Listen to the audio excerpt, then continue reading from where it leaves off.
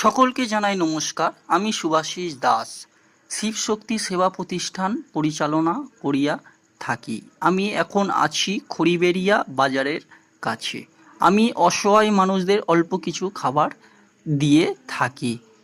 এই ভদ্রমহিলার ক্যান্সার হয়েছে, আপনারা একটু ভালো করে দেখুন। ভদ্রমহিলার ক্যান্সার হয়েছে, ওনার বাড়ির লোকেরা রাস্তায় বসিয়ে দিয়ে গেছে।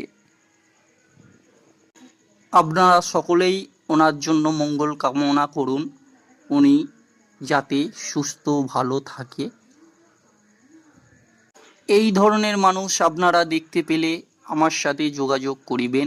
আমার সাথে অনেক মহান ব্যক্তির সাথে যোগাযোগ আছে। আমি যতটুকুনি পারবো আপনাদের হেল্প করিয়ে দেব। ধন্যবাদ, সকলে ভালো থাকবেন।